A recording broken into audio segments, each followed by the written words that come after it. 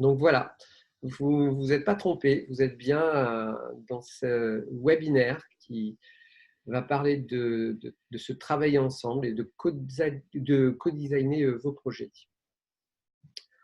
Alors, notre intention ce soir, c'est vraiment de vous inspirer, faire goûter et développer l'intelligence effectivement collective. Et la conséquence de cette intelligence collective, c'est vraiment la créativité dans les projets.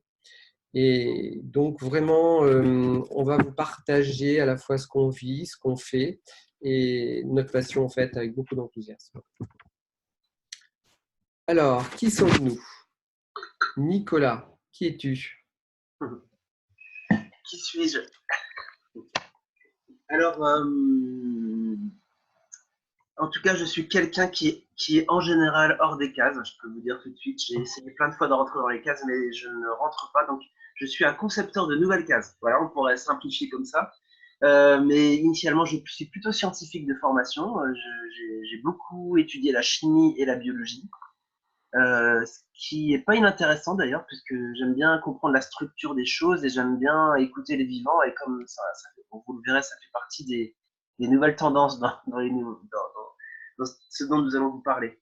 Mais en tout cas, donc j'ai fait beaucoup de sciences et j'ai travaillé dans l'industrie pharmaceutique pendant plusieurs années pour concevoir des nouveaux médicaments. Et puis c'était génial, hein, j'ai beaucoup aimé, mais à un moment donné, je sais pas, j'étais appelé vers d'autres horizons et, et je travaillais à Genève à l'époque et puis je me suis impliqué beaucoup plus dans les alternatives à ce moment-là. J'ai rejoint un écocentre près de Genève où j'ai passé 5 années et j'ai étudié là-bas. Enfin, j'étais vraiment en mode ville en transition. C'était ce moment-là où Rob Hopkins venait justement de lancer son mouvement et que Colibri aussi était en train de monter en puissance.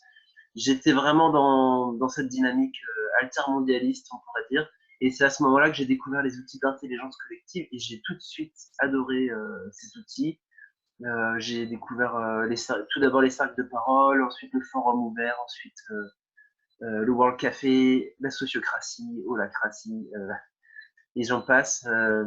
Et Dragon Dreaming, dont on parlera, c'était une des dernières découvertes de mon séjour là-bas. Et c'est vrai que à chaque fois, j'étais fasciné par ces outils. Je trouvais que c'était à la fois fun et puis super puissant. Et en même temps, on n'avait pas l'impression de travailler. Et pourtant, il se passait beaucoup de choses.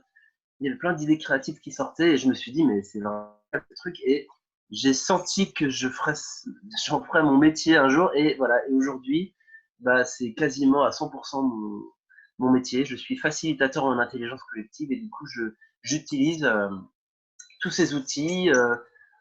Selon les contextes, je choisis un outil ou un autre, voire même faire des croisements. Mais voilà, ça me passionne et j'aime beaucoup aussi partager tout ça avec vous parce que je sais que vous êtes nombreux à tester plein d'outils et c'est important qu'on intègre et qu'on sache les utiliser au mieux. Voilà. Eh Oui. ben, c'est tout pour moi. Et toi, Pascal, qui es-tu?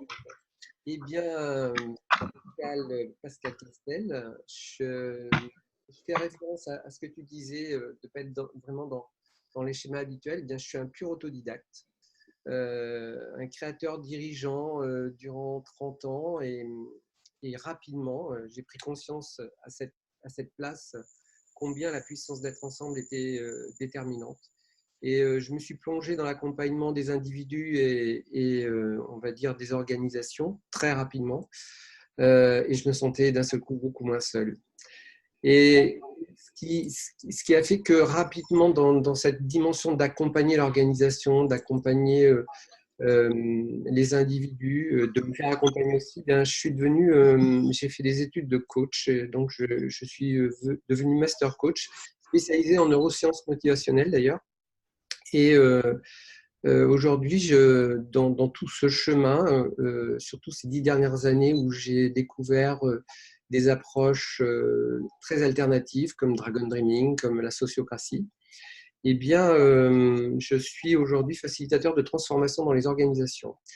Et, et force est de constater qu'il y a 10 ans, ce n'était pas tel que c'est aujourd'hui. Il y a vraiment aujourd'hui, dans l'air du temps, une volonté, une conscience qu'aujourd'hui, on arrive au bout de quelque chose Et ce qui fait que ce qui devient passionnant, c'est de pouvoir répondre. Et maintenant, d'ailleurs, les demandes sont de plus en plus importantes.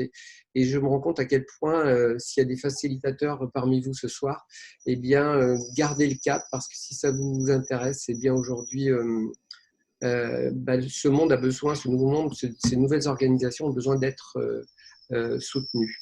Alors, il y a quatre dynamiques qui m'intéressent particulièrement. C'est l'innovation managériale, justement, la posture de facilitateur que peuvent avoir les managers aujourd'hui. On peut même dire des managers coach. La conception et la réalisation de projets, comme on va vous en parler ce soir. La gouvernance, donc avec cette nouvelle culture de l'équivalence, et aussi les nouveaux modèles économiques. Voilà, tout ce qui touche aussi les organisations aujourd'hui, dans lesquelles elles vont certainement évoluer maintenant et pour l'avenir. Voilà. Merci. Alors, pourquoi réinventer le travail ensemble? Ah oui, voilà une bonne question. Pourquoi se donner autant de mal alors que tout va bien? Non, alors effectivement, c'est pas le cas. J'avais envie de vous parler d'un cas concret qui passe dans les news en ce moment. Il y a le procès de France Télécom, peut-être que vous avez suivi. Et je trouve que ça illustre parfaitement ce qui se passe. C'était il y a 10 ans, hein, mais en fait, France Télécom ont subi à peu près 35 suicides parmi ses salariés, donc c'est quand même assez dramatique et extrême. Je veux dire, c'est comme rare que ça aille aussi loin. Mais ça montre en fait qu'est-ce qui se passe quand on pousse le système de management classique jusqu'à bout. Et ben les gens se suicident parce qu'ils ont tellement plus envie de vivre qu'ils meurent, voilà, qu'ils se préfèrent mourir que de continuer de travailler. Donc voilà. Et ce qui s'est passé chez France Télécom, c'est très très classique, c'est-à-dire que on était en pleine révolution télécom. Les actionnaires ont envoyé un nouveau directeur pour dégraisser France Télécom, retirer 22 000 postes. Et le problème chez France Télécom, c'est que justement, c'est une entreprise semi-publique où beaucoup de gens étaient fonctionnaires, c'est-à-dire qu'on ne pouvait pas les virer comme ça. Ils ont dû développer une stratégie un peu innovante, c'est-à-dire qu'ils ont tout d'abord, ils n'ont pas renouvelé les personnes qui partent à la retraite. Ensuite, ils ont proposé aux gens qui voulaient partir de partir en les aidant vraiment le plus possible à partir. Et comme ça n'a pas suffi, ils ont commencé à passer en mode diabolique, c'est-à-dire qu'ils se sont dit, bon, là, il faut qu'on pousse plus parce qu'on a encore beaucoup trop de monde. Et ils ont commencé à créer des stratégies pour que les gens aient envie de partir. Avec une conscience vraiment de toutes les étapes par lesquelles les gens allaient passer, de la révolte au désespoir, jusqu'au désengagement total et au départ. Enfin, les 5 états d'être par lesquels les gens allaient passer par le RH. Donc ça a été fait totalement en conscience. Bonjour Sylvain, est-ce que tu peux couper ton micro? Non, Pascal, tu peux lui couper? Voilà, donc je continue. Donc voilà, effectivement, France Télécom, merci. France Télécom a poussé à bout et ils ont eu cette vague de mal-être profond qui a menacé suicide. Et ben voilà, et c'est le résultat d'une logique en fait, d'une logique où justement l'humain n'est qu'une variable d'ajustement comme le serait l'électricité ou les ramettes de papier. Vous voyez, il faut qu'on supprime les coûts de l'humain. Et c'est une certaine logique, et nous, on est à contre-pied de tout ça, c'est-à-dire que nous, on veut remettre l'humain au centre et mettre l'humain comme la pierre angulaire de l'entreprise. C'est-à-dire que vous verrez comme on met vraiment la vie au centre, et si l'humain va mal, c'est qu'il y a un problème. Et donc, dans les nouvelles organisations telles que nous, on les imagine, ce qui s'est passé chez France Télécom serait totalement impossible, puisque on aurait eu des processus pour écouter les humains, et on aurait su assez rapidement qu'il y avait un mal-être, et on aurait pu prendre des mesures avant que ça aille aussi loin. Vous voyez, donc je ne vais pas aller plus loin, mais moi, c'est ça qui m'anime justement, c'est qu'on doit complètement changer de paradigme et sortir de cette logique capitaliste actionnaire. Voilà, merci. En fait, ce dont tu viens de parler, c'est surtout les symptômes en fait, qu'on réalise aujourd'hui. Et comme tout va de plus en plus vite, tout évolue et le besoin, en fait, la réalité du monde qu'il y avait demain, elle a changé.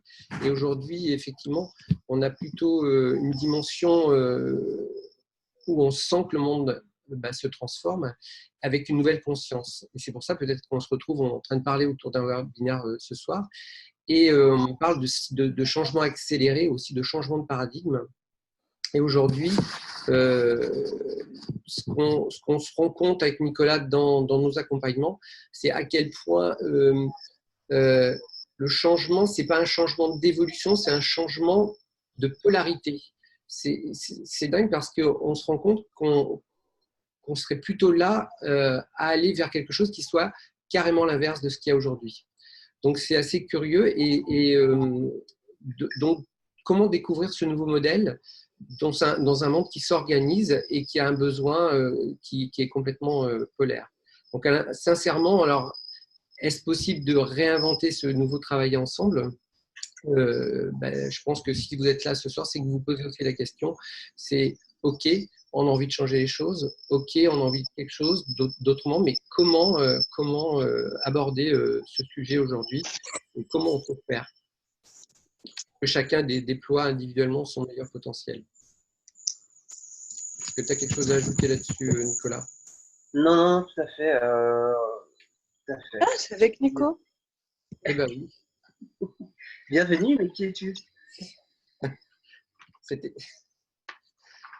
Ça y est, ne m'échec plus le micro, donc elle ne peut pas te répondre immédiatement. Je crois que c'était ton signe. Voilà. Non, donc, quelle dynamique, Nicolas, justement, pour demain, puisqu'on se pose cette question, on change de paradigme, mais bon, ça ressemble à quoi changer de paradigme ? Oui, voilà. Effectivement, c'est une super question de savoir, OK, on sait qu'on n'est pas content du système en place, on sait qu'on doit changer et qu'il faut le faire rapidement, mais on fait comment et à quoi ressembleraient ces nouvelles entreprises et comment elles fonctionneraient ? Et ce livre que vous voyez à l'écran de Frédéric Laloux, en tout cas, c'est un point déclenchement pour moi, parce que ce livre, il montre, en fait, il décrit 12 entreprises pionnières qui ont réussi à opérer ce basculement, ce changement radical de paradigme, et il les décrit en détail dans leur processus interne. C'est un livre passionnant. Je pense peut-être certains l'ont déjà lu, mais en tout cas, vous pouvez le noter sur votre liste de livres à lire. Hein. Vous ne le regretterez pas. Et d'ailleurs, je l'ai aussi ici. Et pour la petite anecdote, c'est que je suis à Paris. Quelqu'un m'a prêté son appart et ce livre était dans sa bibliothèque. Donc, vous voyez, ce livre me suit partout où je vais. Voilà, c'est un mystère. Et en tout cas, c'est génial parce que dans ce livre, effectivement, on voit l'émergence d'un nouveau modèle, et notamment Frédéric Laloux, il explique que c'est pas uniquement des nouveaux processus, mais on parle carrément d'un nouveau niveau de conscience. Donc ça va vraiment loin, que chaque individu, à titre personnel, notre conscience évolue, donc notre capacité à comprendre le monde dans sa complexité et à agir. Et collectivement aussi, la conscience collective évolue de la même manière. Et la structure des organisations suit cette conscience. C'est-à-dire que quand la conscience de l'humanité évolue, la structure des entreprises aussi évolue. Et donc, les entreprises ont déjà fait plusieurs bonds de conscience au cours des siècles. Et aujourd'hui, on est en train de franchir le niveau suivant avec des codes couleurs. Donc, la couleur du nouveau niveau qu'on est en train de franchir s'appelle opale. Donc, ça ressemble un peu à un turquoise. C'est pour ça que vous entendrez souvent parler de conscience opale ou d'entreprise opale. Et ben c'est en référence avec le livre de Frédéric Laloux. Alors, effectivement, moi, ça me fascine parce que, et je te laisse la parole, c'est que moi j'ai toujours senti qu'en fait ça se passe bien au-delà des processus, ça se passe vraiment au niveau de la conscience de chacun. Et la conscience, c'est quelque chose qui nous pousse de l'intérieur, qui aspire à autre chose. Et quand des êtres sont dans cette conscience-là, en fait, les processus, on les trouve ensuite. Hein. Il y a 1000 processus possibles, mais le point de départ, c'est cette conscience. Et cette conscience est en train de grandir à très grande vitesse dans la société, et ça me réjouit. Pascal, oui, justement, comme on ne peut pas trop rentrer dans le détail parce que on a juste encore 40 minutes, mais je voudrais quand même poser la question à chacun de vous, et en 3-4 minutes, si certains veulent s'exprimer. Si on crée un nouveau type d'organisation, qu'est-ce qui serait différent pour vous ? Est-ce que vous avez déjà une idée, une inspiration à nous partager ? Parce que nombre d'organisations expérimentent déjà ça aujourd'hui. Et est-ce que vous avez quelque chose qui émerge dans ce que vous pensez de ces nouveaux types d'organisations? N'hésitez pas à taper là dans la conversation. Ouais. Et Pascal, d'ailleurs, sur la diapo suivante, la question est décrite plus en détail. Oui. Voilà, merci. Et effectivement, on serait curieux de savoir comment vous imaginez, vous, cette nouvelle entreprise, cette nouvelle manière de travailler ensemble, ces nouvelles, qu'est-ce que vous y voyez, qu'est-ce que vous y ressentez, comment ça se passe dans cette nouvelle entreprise du futur. Dites-nous tout et puis on va lire le chat avec impatience. Quelques outils pour réguler les égos. Ah, la régulation des égos, tout à fait. Une grande question. Alors bon, il y aura toujours quelques frictions peut-être, mais en tout cas, non, mais on saura mieux les gérer peut-être. Hein. C'est vrai que ça vient très régulièrement dans les questionnements, parce qu'en fait, l'individu est en train d'évoluer, mais qu'est-ce qui évolue vraiment chez lui? Et effectivement, c'est cet endroit où il s'observe lui-même et il découvre à quel point il a une partie de lui conditionnée, qu'on appellerait l'ego, et qu'il faut accueillir plus que le combattre, en tout cas. Et, ouais. Respecter les discrets, oui, j'entends effectivement, parce que j'entends que les personnes avec un fort ego, ils ont tendance à monopoliser les réunions, si c'est de ça dont vous parlez. Et effectivement, il y a des personnes beaucoup plus timides et discrètes qui ont souvent des idées fantastiques à partager, mais qui ne le feront pas parce qu'ils n'osent pas, ou qu'ils n'ont pas l'espace pour. Donc, je suis pour. Est-ce que parmi vous, quelqu'un a envie de partager? Sylvain nous dit le MOOC gouvernance partagée des colibris est en ligne et très intéressant. Merci Sylvain. Effectivement, je le suis aussi et je sais que Yvan le suit également. J'organise même des projections chez moi dans mon salon et c'est très, effectivement, je vous recommande tous d'y participer. C'est très, très intéressant. Aude nous confirme, il termine dans 4 jours. Ouh là là, merci Aude. Donc inscrivez-vous très très vite au MOOC gouvernance partagée. Vous allez voir, vous tapez MOOC, gouvernance partagée, Colibri, vous allez tomber dessus. Hein. Et l'Université du Nou, UDN. Et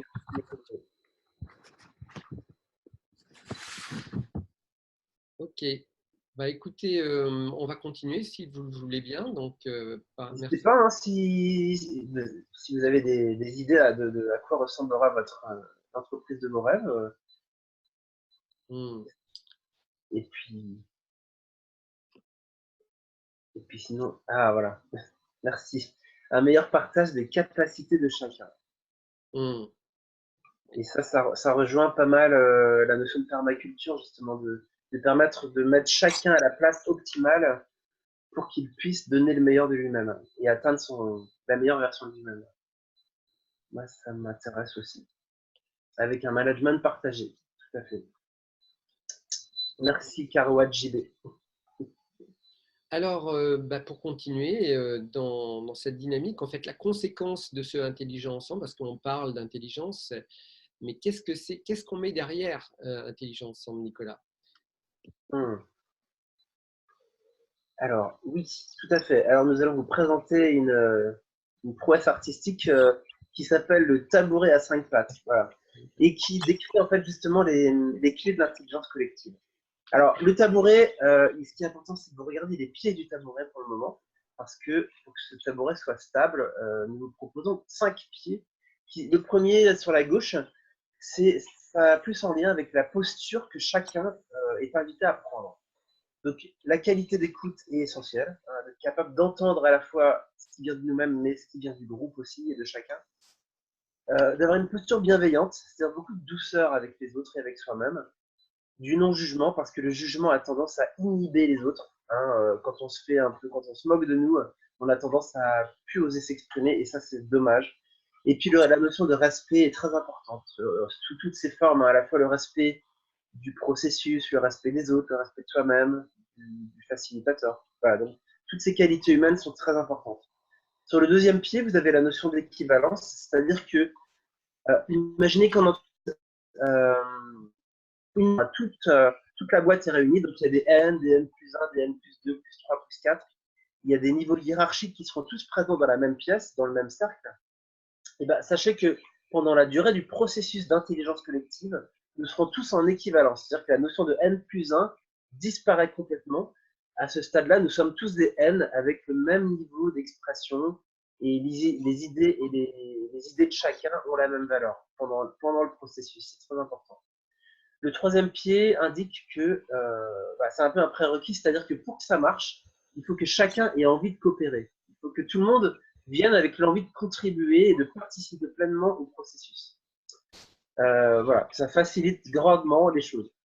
Le quatrième pied est la notion de confiance, c'est-à-dire que chacun arrive aussi avec au moins une confiance suffisante dans le processus qui est proposé, dans les animateurs, dans les facilitateurs. Peut-être une confiance en soi aussi, dans sa capacité à proposer des idées. Et puis le dernier, c'est il faut que le processus donne du pouvoir d'influence, du pouvoir d'agir à chacun. C'est-à-dire que si vous arrivez avec l'idée que toutes les conclusions sont déjà faites à l'avance et qu'en fait ça ne sert à rien, tout ce que vous allez dire ne servira à rien, vous n'allez pas vous exprimer. Mais si vous savez que rien n'est écrit à l'avance et que vos contributions vont pouvoir impacter la suite du processus, et ben, vous allez faire un effort. Et donc, c'est important que ce soit un vrai processus impactant. Voilà, donc si ces 5 conditions sont réunies, vous allez atteindre le plateau bleu que vous voyez au milieu, donc le plateau du tabouret. C'est là que ça commence à devenir intéressant. C'est ce qu'on appelle le nous. La notion de nous commence à être en vue. Et en fait, pourquoi le nous va apparaître? Parce que le niveau de sécurité suffisant sera les conditions requises pour que la sécurité, que chacun se sente suffisamment en sécurité pour s'exprimer et oser être lui-même et dire sa vérité, dire les choses qu'il a à dire. Et c'est à ce moment-là que tous les jeux que nous sommes tous des jeux qui s'additionnent et on passe du jeu au nous. Vous voyez? Donc, le nous, c'est vraiment là qu'on parle d'intelligence collective. Et quand ce nous apparaît, on commence à voir des choses très sympas, comme par exemple de la créativité, de la joie, de la motivation, de l'enthousiasme, de la gratitude, de la fierté, et j'en passe. En fait, il y a toutes les conséquences, oui, voilà, les manifestations du nous qui sont des choses très savoureuses en général et très pétillantes et que nous essayons d'atteindre. Et du coup, avec cette intelligence collective révélée à travers ce merveilleux tabouret, eh bien, il apparaît un changement structurel. Et dans cette équivalence dont tu parlais tout à l'heure, eh bien, cette notion de pouvoir, vous savez, on peut trouver aussi les égos aussi à l'intérieur de ça, qui aujourd'hui est dans une dynamique pyramidale, c'est-à-dire avec un pouvoir sûr. Et l'idée, c'est d'arriver dans un pouvoir partagé, un pouvoir avec. Et on passe effectivement de cette pyramide à des choses qui sont toujours en cercle. Donc, toujours pour cultiver cette équivalence où chacun a sa place avec cette capacité d'influence spécifique de là où on a sa place et son rôle. Et d'ailleurs, justement, ce passage structurel qui nous fait passer en cercle, c'est vraiment une réalité. Ah oui, une réalité qui aujourd'hui peut être, si tu peux nous expliquer, représentée par ce changement de modèle. Oui, voilà. Et en fait, on vous parle de ça parce qu'en fait, le livre de Frédéric Laloux met ça en avant de manière très forte. C'est-à-dire que dans le changement de paradigme que nous vivons actuellement, nous avons un changement de représentation d'organisation. On voyait le monde comme une machine. Si on revient au taylorisme, aux premières heures de l'industrie, où vraiment chaque ouvrier avait on pense au temps moderne de Charlie Chaplin, chacun avait un geste précis qui répétait sans cesse, qui était optimisé pour que la production soit vraiment maximale, à la fois la production de voitures ou autres et de production aussi financière. Voilà. Et en fait, maintenant, aujourd'hui, on passe dans une vision qui est beaucoup plus proche d'un organisme vivant où chaque salarié est une cellule composante de cet organisme multicellulaire. Et du coup, ça change tout parce que d'un seul coup, l'humain devient une des cellules fondamentales qui joue son rôle, qui a ses fonctions spécifiques. Et si une des cellules ou si un des organes est en crise, et tout le système sera en crise. Donc, on va l'écouter attentivement et on va tous veiller chaque cellule va veiller sur les autres cellules. Euh, ça et c'est ce qu'on est en train de vivre en ce moment. Hmm. Et justement, pour continuer dans cette même dynamique, effectivement, de changement, il apparaît que les organisations, en fait, au travers de cette matrice que je vous présente, eh bien, aujourd'hui, il y a toujours dans toutes les organisations 4 dimensions. Et ce qu'on souhaite vraiment à travers ce qu'on vit aujourd'hui, c'est régénérer ces 4 dimensions. Donc, vous voyez alors, je crois qu'il y a des gens qui sont au téléphone, donc ils ne voient pas forcément le PowerPoint. Mais la première dimension particulièrement importante, comme toute, hein, c'est le CAP, c'est cette fameuse raison d'être qui donne la direction au groupe. C'est à cet endroit qu'on trouve l'appartenance à un projet, où le groupe commence à exister, où l'organisation apparaît. Ensuite, vous avez dans un second, à gauche, la structure et la gouvernance. C'est une fois qu'on a le projet et le cap et cette direction, ce qui est important, c'est de se poser la question, mais comment, quelles règles du jeu, comment on travaille ensemble, comment on décide, quel est le modèle d'autogestion qu'on peut mettre en place. Et après, vous voyez, il y a derrière l'équipe et sa dynamique. Et bien là, on parle du nous. Tout à l'heure, on parlait du nous. C'est quelle dynamique de groupe, posture, notamment du facilitateur intervient à cet endroit. L'intelligence collective se retrouve ici et elle agit particulièrement. Et puis le quatrième point, par là on aurait pu d'ailleurs commencer, c'est l'individu. Effectivement, le jeu, c'est une grande transformation. On parlait de la conscience aujourd'hui. Effectivement, plus l'individu arrive à se déployer, à s'épanouir, et bien effectivement, eh bien, il trouve sa place. Et la qualité du jeu fera la qualité de l'organisation et du collectif. En tout cas, à cet endroit, on retrouve ce travail individuel, cet accompagnement qui permet à chacun de pouvoir s'épanouir et grandir. Alors, comment fait-on pour donner vie à un projet en intelligence collective ? Donc, nous venons d'aborder successivement les clés de l'intelligence collective, la structure dans laquelle elle s'épanouit avec la roue de la régénération, et qu'on connaît les principes et les clés, l'architecture, on va dire maintenant. Alors maintenant, comment fait-on pour donner vie à cette nouvelle intelligence collective dans cette dynamique de travail ensemble ? Eh bien là, c'est là où on voudrait vous présenter cette approche systémique, cette méthodologie, donc, qui est Dragon Dreaming. Donc une approche systémique structurée structurante qui permet de conceptualiser, de réaliser des projets en co-création dans les organisations avec l'ensemble, c'est pour ça qu'on est en co-création, avec l'ensemble de ces parties prenantes, de manière innovante et collaborative et durable. Et justement, on peut rentrer peut-être, si tu as quelque chose à rajouter, mais l'idée aujourd'hui, c'est que l'ensemble de l'entreprise contribue à cette première étape qui est de donner une direction avec un projet et que chacun, avec cette intelligence collective, peut apporter sa dynamique et sa créativité.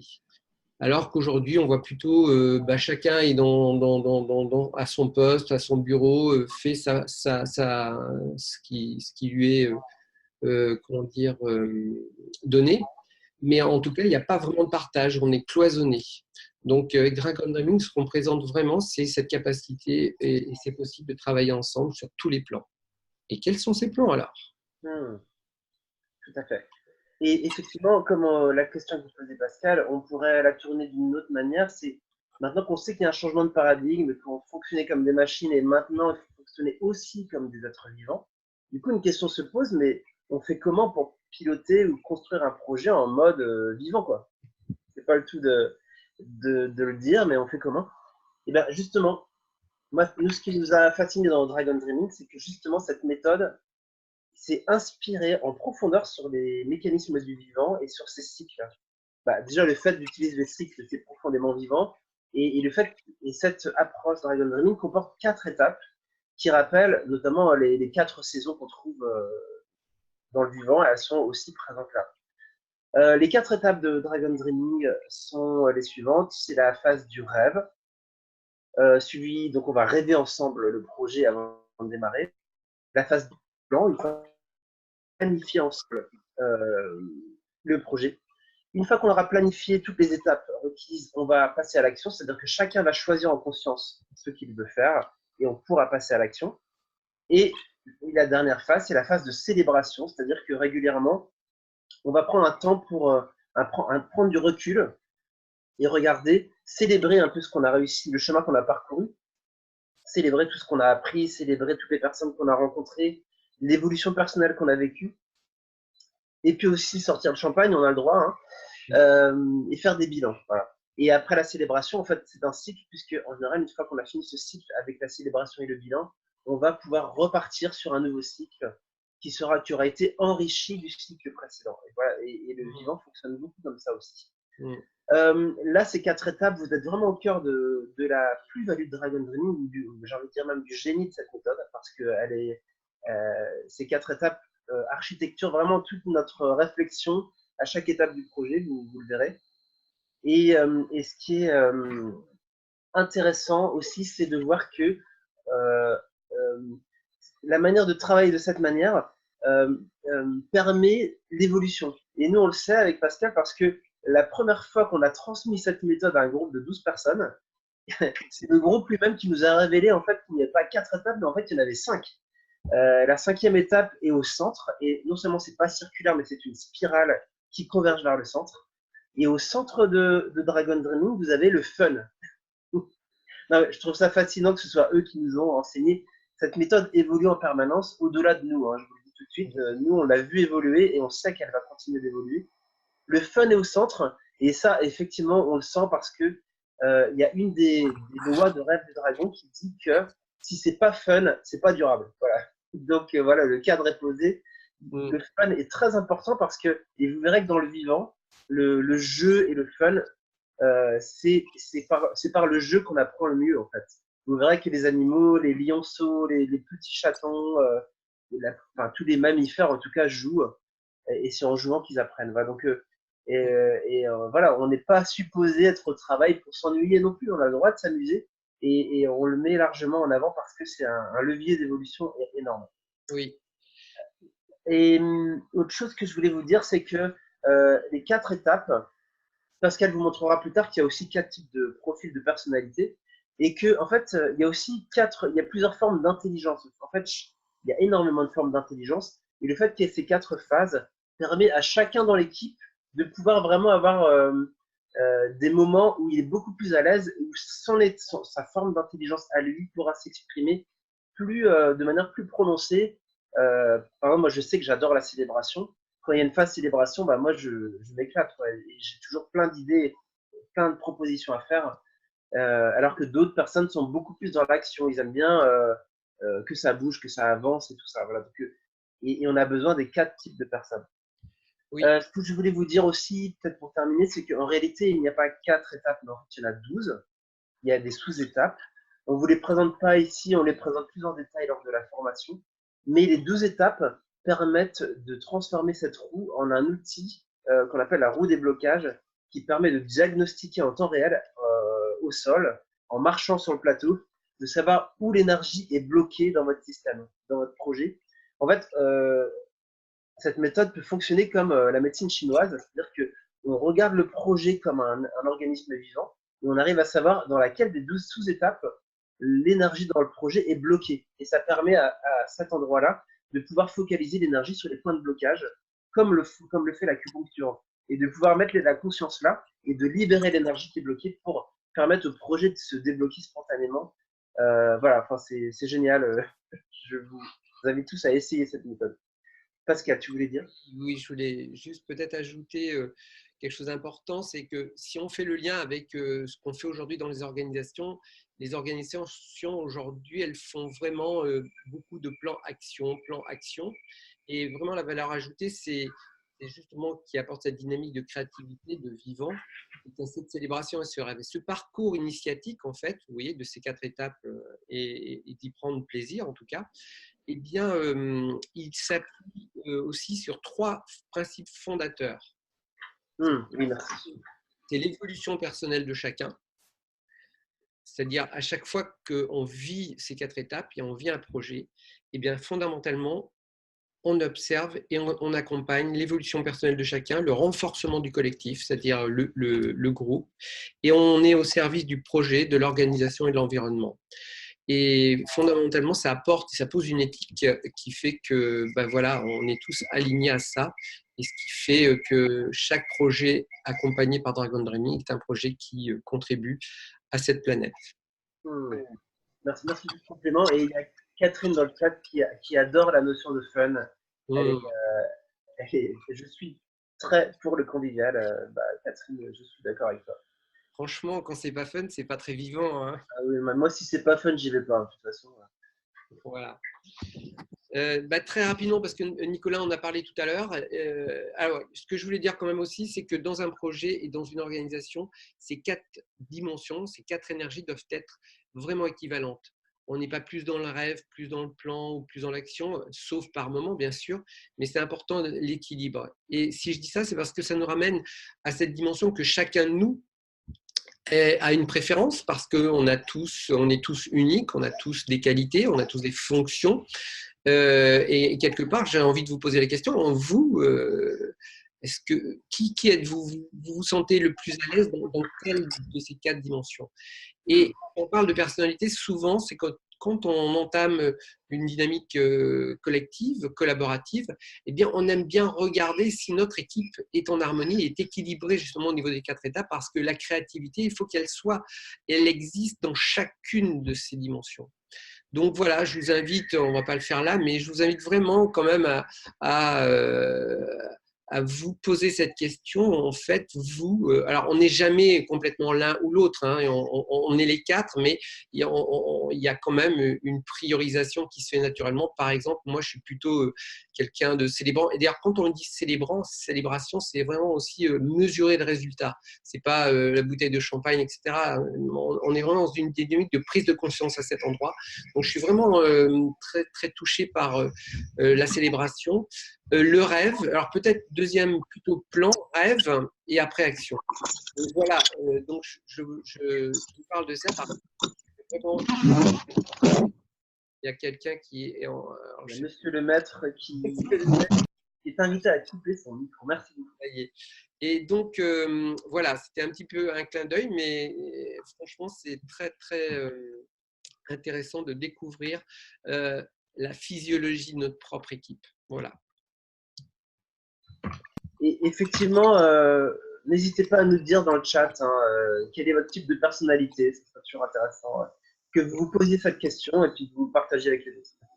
Et en tout cas, on a un test en live quand on aborde les 3 jours dont on parlera tout à l'heure, qui est très intéressant. Et après, il y a une photo globale du groupe. Et d'ailleurs, le groupe se pose la question, mince, il nous manque quand même dans la phase action, et qu'est-ce qu'on pourrait faire pour pouvoir harmoniser, rééquilibrer notre projet.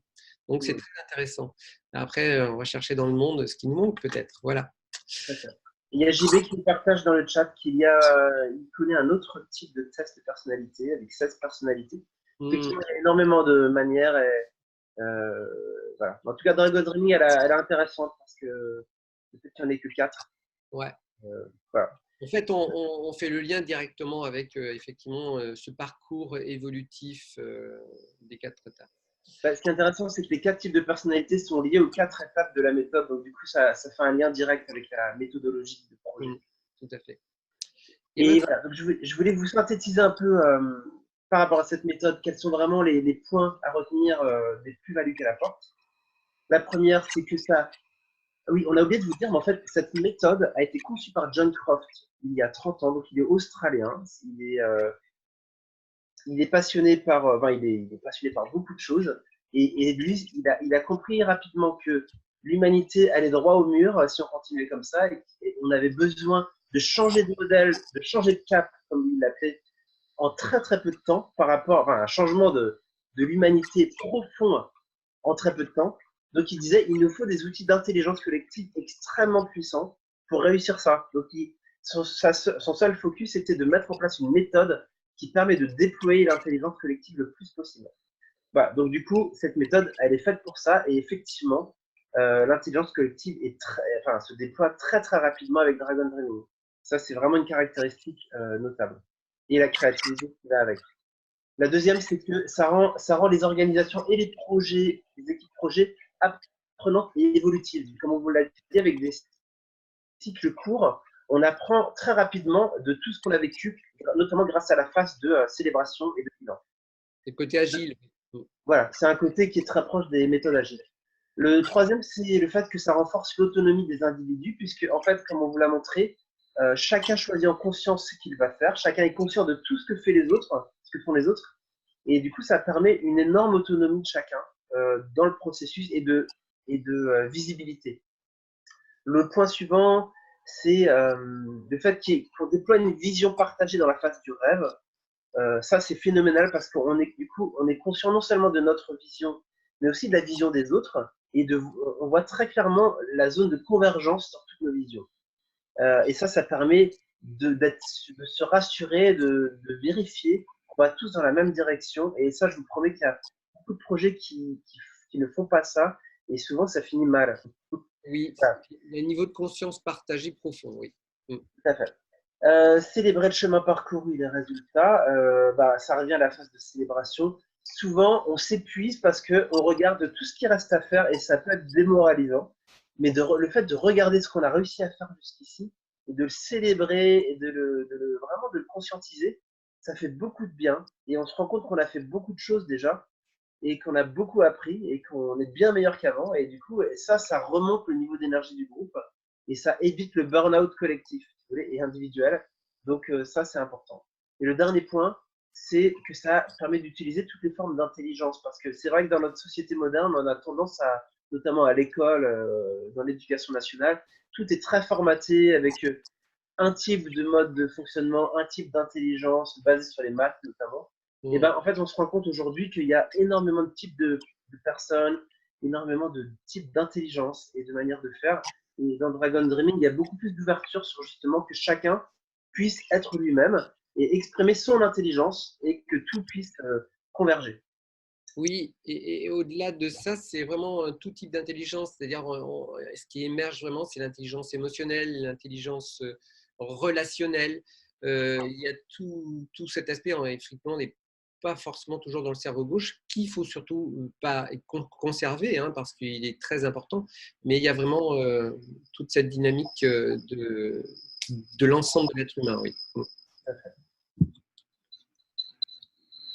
Alors, quelques-unes de nos interventions pour vous partager un petit peu que c'est très, très diversifié. Ça va aujourd'hui des gens qui sont fondamentalement des experts dans l'intelligence collective, comme Vision 2021. Ça touche aussi des gens qui changent aussi le modèle économique, enfin le modèle, la façon d'échanger la gonette avec à Lyon.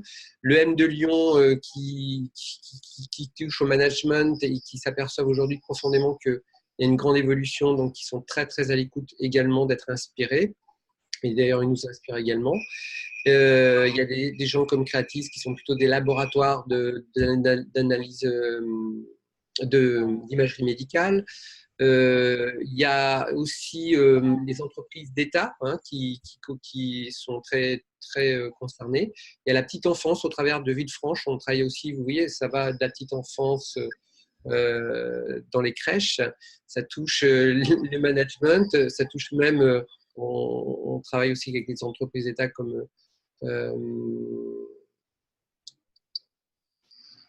la sécurité sociale aussi, l'université Terre et Mer de Bretagne. Enfin, vous voyez, c'est très très large. Tout le monde est concerné. Il y Ouais. a Par rapport à l'université Terre et Mer, sachez qu'ils donnaient des formations dans beaucoup de domaines un peu d'innovation et notamment la permaculture était très présente chez eux. Ils donnaient des formations dans ce domaine et parce que je sais que vous êtes nombreux présents ici dans la permaculture. Donc la gonette qui est une monnaie locale est très proche aussi de la permaculture. Ok. Alors, notre proposition.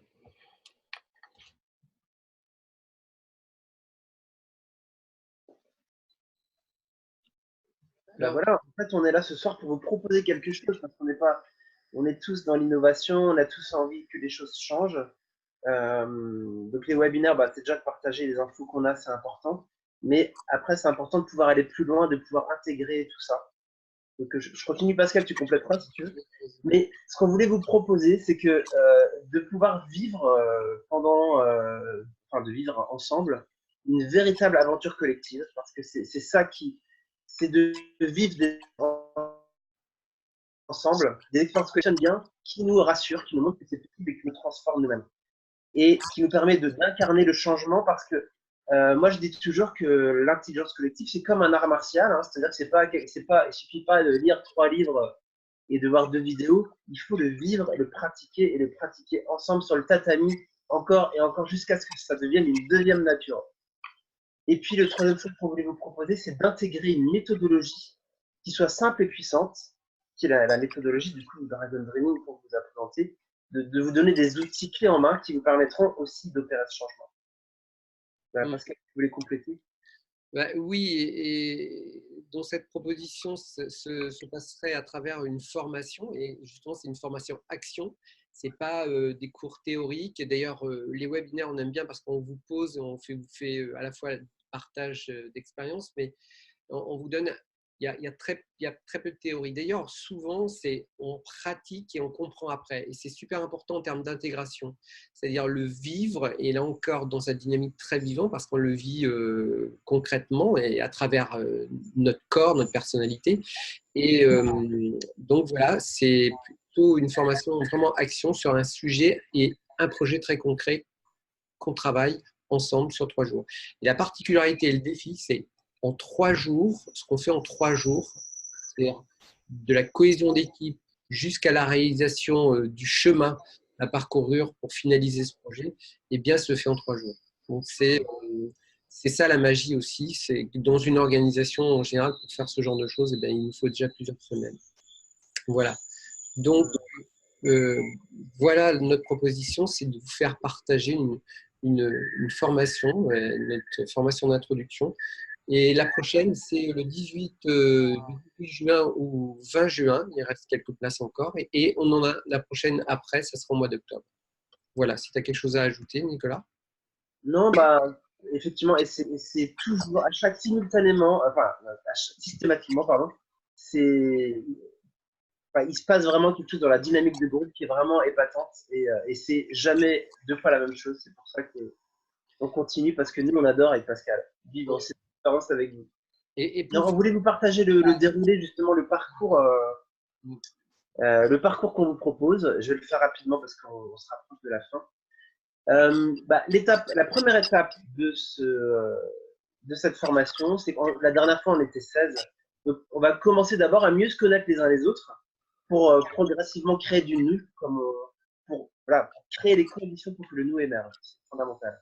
Une fois que ça se sera fait, on va passer à une autre étape importante, c'est-à-dire on a envie de travailler sur quelque chose de réel, hein, pas théorique, et du coup, on va choisir un vrai projet, et un projet qui va venir de vous, d'accord? Donc, on va vous montrer, déjà, on a un processus pour vous aider à vous reconnecter profondément avec votre projet, et ensuite, un outil de prise de décision qui permet de choisir un projet parmi peut-être 10 projets. Donc, on vous transmettra une méthode de prise de décision qui fonctionne super bien et qui est inspirée de la sociocratie, pour ceux qui connaissent. En 3, une fois que le projet aura été choisi, on va pouvoir passer à l'étape 3 qui consiste à l'étape 1 finalement de Dragon Dreaming, l'étape du rêve. On va en fait partir de ce projet qui viendra de vous pour que ça passe d'un projet individuel en un projet collectif. On va rêver en grand votre projet et il va devenir un beaucoup, beaucoup plus grand projet, plus grand que vous n'auriez pu l'imaginer tout seul. L'étape 4, c'est qu'une fois qu'on aura eu cette vision collective du projet, on va pouvoir passer à l'étape planification. Et c'est ce qu'on va faire. On va donc prendre l'entonnoir pour identifier quelles seraient les 6, 7, 8 étapes fondamentales pour pouvoir passer de aujourd'hui jusqu'à la réalisation, la manifestation de ce rêve collectif. Une fois que le plan est fait, on va pouvoir passer à l'étape 5, qui est le passage à l'action. C'est-à-dire qu'on va créer des sous-groupes. Là, sur l'image, il y a 5 sous-groupes. Et chacun va pouvoir, en conscience, choisir dans lequel des 5 sous-groupes identifiés il a envie de s'impliquer personnellement. Et ça, c'est important. C'est là que la permaculture rentre en compte. C'est-à-dire que chacun va pouvoir prendre sa place optimale. Et l'action, et ce qui est intéressant, c'est qu'on passe du rêve à l'action très très rapidement avec cette méthodologie et vous allez vous en rendre compte pendant les 3 jours. Et l'étape 6, c'est l'étape, on va faire des célébrations régulièrement, mais en tout cas, on vous montrera des outils de célébration, notamment pour célébrer le groupe, célébrer l'équipe et célébrer chacun individuellement, des outils qui vont très prononcés. Et vous verrez que notamment, on va aussi prendre le temps de célébrer et de jouer régulièrement à chacune des étapes, en fait, vous verrez, et vous verrez à quel point ça change tout dans la dynamique de groupe. Mmh. Voilà. Peut-être que j'ai envie d'ajouter, c'est qu'il y a vraiment, alors on vous parle depuis tout à l'heure, effectivement, de toute cette dynamique d'intelligence collective, de réinventer le travailler ensemble. Et on a inclus dans ces 3 jours la dynamique individuelle, c'est-à-dire vous arrivez avec votre projet et on met en place quelque chose qui vous permettra d'appliquer aussi la méthodologie sur votre propre projet. Et l'idée, c'est que à la suite de ces 3 jours, vous continuez et on met en place, d'ailleurs dans cette formation, un accompagnement sur l'après et vous allez même constituer un binôme qui vous permettra de travailler ensemble sur la réalisation de votre propre projet dans les mois qui viennent. Donc, c'est important de positionner cette dynamique à la fois individuelle et collective et que vous puissiez l'appliquer concrètement sur votre propre projet parce que en réalité, vous allez vivre une expérience, mais votre formation commencera vraiment après ces 3 jours parce que vous aurez intégré le vécu et vous allez l'expérimenter, l'appliquer par vous-même.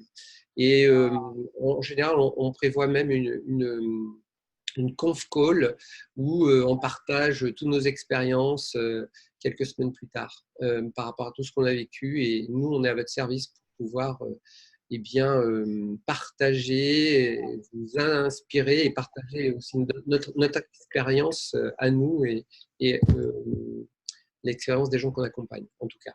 Voilà. Merci, absolument. Alors, est-ce qu'il y a des petits détails pratiques, Nicolas? Ouais, bah moi, ce qu'on voulait vous dire, c'est que déjà, on vise d'être un groupe en fait entre 15 et 20 personnes. Pour les tarifs, vous pourrez voir tout ça sur le site rêvedudragon.org. En tout cas, le prix initial pour un individu est de 510 € pour les 3 jours. C'est le prix de base qu'on vous propose. Après, nous, on n'aime pas quand des gens restent bloqués à une question monétaire. Donc, si pour X raison vous avez des soucis, n'hésitez pas. Enfin, peut-être c'est une période de votre vie, vous n'avez pas forcément 510 € tout de suite. Venez vers nous, on va réfléchir ensemble. Et puis sachez que vous pouvez faire appel à vos. Il y a plein d'aides à la formation en France. Alors pour juin, ça va être un peu chaud parce que c'est dans quelques jours, mais en tout cas, si vous venez pour octobre, on peut vous aider. On est organisme de formation, référencié Datadoc. On peut faire marcher les OPCA et autres aides via le Pôle emploi. Donc venez vers nous, faites utiliser vos crédits formation. Voilà, et puis c'est à peu près ça. Enfin, on est vraiment à votre service. Venez vers nous si vous vous sentez appelé par cette formation. En tout cas, venez vers nous. C'est que le cercle vous appelle et que vous serez présent ce jour-là, d'accord? D'une manière ou d'une autre. Ouais. Et voilà, donc on arrive à la fin de notre présentation. Il est 19h30. Mais si vous avez des questions, utilisez le chat. On prend toutes vos questions. Nous, on reste encore volontiers un quart d'heure, 20 minutes. Si vous devez partir, pas de souci, on comprend. Si vous souhaitez rester un peu plus pour des questions, allez-y gaiement. On sera ravis de vous écouter. Voilà, on a un super timing parce qu'il est 19h30. Donc, on est pas mal. Ouais. Et donc, on reste à votre disposition là maintenant pour répondre à vos questions si vous en avez, clarification, expérience, enfin tout ce que vous voulez. Et voilà, on est à disposition pendant le quart d'heure qui vient. Donc, et si par hasard quelqu'un, je ne sais pas si Yvan est encore là, s'il a envie de partager. Oui, Yvan. Ce qu'il a, ce qu'il entend à travers nous. Mais Et d'ailleurs, on a la joie parce que Yvan sera des nôtres, donc c'est génial. Et donc n'hésitez pas, Yvan, si tu veux partager même connecter ton micro et partager. Connecte ton micro si tu veux. Si vous avez des questions que vous voulez les faire à l'oral, n'hésitez pas. Yvan, welcome. Ouais, bah voilà, c'est le plaisir de se joindre à vous pour la prochaine formation, d'explorer comment ça a grandi. Vous avez dit que c'est quelque chose qui évolue aussi, cette approche, et de voir comment ça évolue de votre côté, parce que je sais que ça a beaucoup évolué de mon côté. Génial. Et de voir, voilà, j'ai vu qu'il y avait 2-3 liens qui sont faits sur les cadrans aussi, avec la notion de gouvernance, d'individu, de la dynamique d'équipe. Donc ça résonne beaucoup avec chez moi. Puis voilà, je trouve que c'est vraiment une approche qui gagne à être connue. La gouvernance, la sociocratie, l'holacratie ou d'autres approches comme ça, elles sont de plus en plus connues et c'est très chouette. Et le Dragon Dreaming est très, très complémentaire à tout ça. Autant sur ces 4 étapes que sur l'éthique qu'il amène, sur la manière dont ça fédère le groupe très rapidement. Puis la célébration qui est énorme. Ouais. Énorme. Voilà. Donc je me réjouis de partager ça avec vous. Merci. Moi, je me réjouis de découvrir tes découvertes à toi. Oui, et tu Je partages. sens que ça va être riche. Nous avons des questions sur le chat. Attention. Alors, il y a Catherine qui nous demande si c'est très répandu dans le monde. Alors, oui, tout à fait. Rêve du Dragon est présent dans au moins 30 pays. Il y a des Dragon Dreamers vraiment sur les 5 continents. John Fromm, déjà, il est en Australie. C'est très actif au Brésil, en Allemagne, en Autriche, que sais-je, il y en a en Angleterre, il y en a en Une véritable communauté en fait mondiale. Et Canada. on travaille en co-working progress. Ça, je sens. C'est en fait, c'est super important. On est tous en lien et on fait évoluer et on partage en permanence. Et c'est au niveau mondial. C'est pas uniquement. Bon, c'est vrai que le côté francophone est plus fort aussi, mais en tout cas, voilà, c'est toute la planète, oui. Super. Il y a JB qui nous dit au top, merci beaucoup, je me renseigne pour le financement. Eh ben, super. À bientôt, JB, j'espère. Et je suis à ta disposition pour ça. Je m'occupe justement d'essayer de déployer ces fonds parce qu'ils sont là, ils sont disponibles, c'est important de les utiliser. Il y a Aude qui nous dit ça a l'air super, intéressé par la séance d'octobre, car la semaine prochaine, il y a une séance Impact de mercredi soir à samedi soir à Paris, et ça va faire peut-être un peu dense. Eh ben, Aude, avec plaisir, je serais curieux de savoir ce que c'est que ce Impact, mais ça a l'air pas mal aussi. Mais t'es bienvenue pour octobre. Catherine nous dit, est-ce qu'il y a des grosses structures qui ont utilisé et des grosses structures ont-elles été atteintes? J'entends que tu veux savoir si des grosses structures utilisent Dragon Dreaming. Moi, je peux juste partager mon expérience, c'est que j'ai travaillé dans une banque éthique où il y avait, je sais plus, 70 salariés et j'ai utilisé Dragon Dreaming, en tout cas avec mon équipe, on était une douzaine et ça a super bien marché en tout cas. J'ai pas forcément parlé de Dragon Dreaming, enfin si je crois même que si, mais c'était top et le projet sur lequel j'étais a bien marché quoi. Est-ce qu'il y a des Oui. Est-ce qu'il y a des exemples, Yvan ou Pascal, de plus grosses structures? Aujourd'hui, me concernant, j'interviens dans des structures d'État importantes. Il y a 1800 personnes, par exemple, sur Lyon. Et en tant que facilitateur, je ne suis pas là pour vendre un produit. Ce soir, c'est assez spécifique parce que ce que nous souhaitons avec Nicolas, c'est de pouvoir partager cette capacité, cette méthodologie pour accompagner les organisations. Les organisations, elles ont besoin de réaliser leurs projets et même si je ne leur en parle pas, c'est fondamentalement structuré avec la méthode Dragon Dreaming. Et pour autant, on l'a fait évoluer dans ça. Par contre, il y a des formations de managers, il y a des formations de coach manager.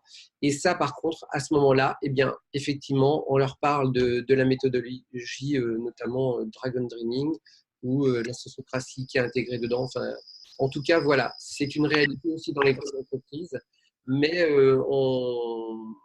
quand on intervient sur des séminaires, par exemple sur 2-3 jours, où il y a 150 personnes, eh bien, pendant 2-3 jours, ils sont dans cette dynamique. On les fait rêver, on les fait célébrer, et ils avancent avec leur projet comme ça.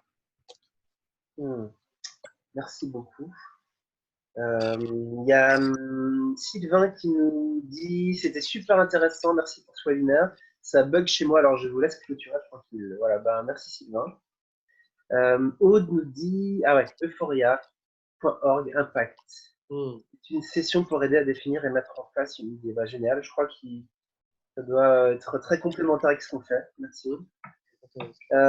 Catherine nous dit en tout cas merci beaucoup. Je vais essayer soit votre session d'octobre, soit autre. Mais merci pour ce partage. Je souhaite développer ce genre d'approche chez EDF. Bah, merci Catherine. Alors viens vite nous retrouver parce que je serais ravi de devoir tester Dragon Dreaming chez EDF. Hein. Et pourquoi pas de la et je suis sûr que ça peut marcher. Alors, il y a une petite précision, souvent, et je le vois dans les organisations, c'est important d'en parler, on va dire, parce qu'aujourd'hui, les entreprises, elles sont pyramidales, clairement, et ça vient toujours d'en haut. Et paradoxe, aujourd'hui, si les entreprises, notamment on parlait des entreprises libérées, ces entreprises responsabilisantes, eh bien, le changement, il vient, c'est paradoxal, toujours par en haut. C'est-à-dire le dirigeant est sensibilisé, le dirigeant, il a cette conscience, il a fait un travail sur lui-même et les managers également. Donc, si vous voulez vraiment inspirer, je ne sais pas à quel endroit vous êtes, mais c'est important d'inspirer le haut parce que paradoxalement, c'est de là d'où ça viendra, en tout cas. Mais je peux vous dire qu'il y a une énorme prise de conscience. Et aujourd'hui, je pense que de plus en plus, ces entreprises sont prêtes à entendre ce genre de choses. Et j'aimerais compléter ce que tu as dit, Pascal, parce que je suis d'accord avec toi. Je compléterai en rajoutant que le changement peut aussi venir par le bas, mais effectivement, il faut que le haut soit ouvert au changement et oui. à cette idée. Les inspirer, voilà. Et je peux même dire une chose, c'est que souvent, parce que ça ne s'impose pas, clairement. Même si ça vient d'en haut, ils ne peuvent pas dire, voilà, demain, on va devenir libéré. D'accord ? Oui. Entreprise libérée. Oui, c'est vrai, il faut que ça vienne. Et d'ailleurs, Catherine nous confirme qu'effectivement, ça vient aussi du bas, elle en est persuadée. Voilà. Les dirigeants aussi. Ils font… En fait, voilà. Il faut que tout le monde soit dedans, de toute façon, pour que ça marche. Voilà, il faut que c'est là-dedans. Et souvent, ce qui se passe, c'est qu'on demande des volontaires dans la boîte et souvent, ça peut partir d'un service qui expérimente et qui vit ça au niveau de son propre service. Et après, il y a une contamination parce que quand ils voient le fun, le côté développement de chacun et que les autres, ils arrivent le matin avec le sourire en disant « Ouais, je suis super content d'être dans cette boîte », ça intrigue les autres. Et petit à petit, et d'ailleurs, ça s'accélère, les choses se font. Mais c'est vrai que ça part voilà, d'une conscience qui donne envie et qui ne s'impose pas. Et on a une très bonne question de Johanna, un cas concret, c'est quels outils ou quelles méthodes conseillez-vous pour faire adhérer à ce projet les salariés réfractaires au changement? On a souvent cette question, effectivement c'est multidimensionnel, mais Johanna, enfin moi je commencerai, Pascal pourra compléter, mais moi ce que je voudrais te dire, Johanna, c'est ce qui est important, c'est de repérer dans ton équipe ou autour de toi des personnes qui sont aussi motivées que toi par ces outils-là. Donc, finalement, de co-construire avec les personnes motivées et puis de pas essayer de brusquer les autres. Il y a toujours des gens qui sont moins chauds. Eh ben, il faut essayer d'intégrer leur culture et de faire en sorte de ne pas trop les bousculer, mais les bousculer gentiment et de jamais leur imposer. Et surtout, les réfractaires, de les écouter. Parce que parfois, ils ont des peurs, ils ont des choses qui ils sont mal à l'aise. Donc, ne pas hésiter à les entendre, peut-être en amont ou en parallèle ou même pendant le processus. Quand il y a des blocages, qu'ils puissent verbaliser en fait ce qu'ils n'aiment pas, qu'ils le posent au centre en quelque sorte. Et parfois, ça peut libérer les choses. Voilà, c'est ce que je voudrais dire pour commencer. Pascal, je ne sais pas si écoute, j'abonde exactement ce que tu dis. Ce que je pourrais ajouter, c'est que ces personnes, tu l'as dit, elles sont souvent dans la peur. Le changement de paradigme, aujourd'hui, en tout cas, nous, ce qu'on voit, c'est en fait, on casse des schémas. Et ces schémas, aujourd'hui, c'est important de dire casser les schémas. Enfin, on ne le dit pas, mais on les casse, mais il faut le faire en douceur. Parce que tout changement, c'est même pas le changement de paradigme, tout changement engendre quand même des tensions. Et ces gens qui sont réfractaires, c'est plutôt des gens qui sont dans la peur que des gens qui ne sont pas d'accord sur le principe. C'est parce que derrière, ils n'ont pas encore mesuré, senti. Donc, il faut leur laisser le temps, les profondément les respecter et respecter cette société qui va vers quelque chose d'autre. On ne dit pas que d'où on vient, enfin, ça a été une époque, on a appris. Si on est dans ce niveau de conscience, c'est parce qu'on a vécu tout ça. Donc voilà, il faut accompagner ces gens-là avec beaucoup de douceur. Et il faut qu'ils soient rassurés qu'ils vont être entendus et que ça ne se fera pas sans eux et que voilà. Parce que souvent le changement ça fait peur, hein, tout simplement. Voilà, Johanna, j'espère que ça t'aidera. Merci beaucoup. Bon, voilà, on est peut-être arrivé à la fin. Si vous n'avez plus vraiment d'autres questions. Et sachez que nous allons vous envoyer un mail probablement demain avec le replay de cette vidéo. Et puis, si vous avez des questions qui vous viennent pendant la nuit ou demain ou plus tard, n'hésitez pas, vous aurez notre mail et on vous enverra aussi des infos sur la formation dont on vous a parlé. Et vous pourrez revenir vers nous par mail, bien sûr, et par téléphone aussi. Voilà. Donc, pas de soucis. Oui. Puis je vous fais passer cette petite diapo parce qu'on ne vous en a pas parlé, je crois, parce que effectivement John Croft vient d'Australie, mais l'origine de cette méthodologie et de cette culture vient d'Australie et du monde aborigène. Donc c'était le petit clin d'œil de fin de webinaire. Voilà. C'est vrai, tout à fait. Donc, bienvenue. Et donc, nous sommes là pour vous accompagner, vous servir et vous inspirer. Et aussi, nous, on est ravis de vous entendre, de vous écouter, parce que si on inspire, c'est parce qu'on inspire, c'est parce qu'on a été inspiré. Et souvent, c'est vous qui nous inspirez. Eh bien, écoutez, nous vous remercions tous pour vos questions, vos partages et votre réactivité. Et puis, au plaisir de vous rencontrer sur les chemins de l'intelligence collective prochainement.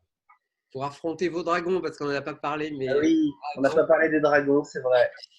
Si ça s'appelle Dragon Dreaming, c'est parce que effectivement l'importance des dragons c'est très importante. Oui, c'est de dépasser nos peurs et nos limitations pour devenir la meilleure version de nous-mêmes. Voilà. Et vivre la vie à laquelle nous aspirons, y compris au travail. Voilà. C'est là que la puissance, elle est. Oui. Voilà. Bonne soirée à tous.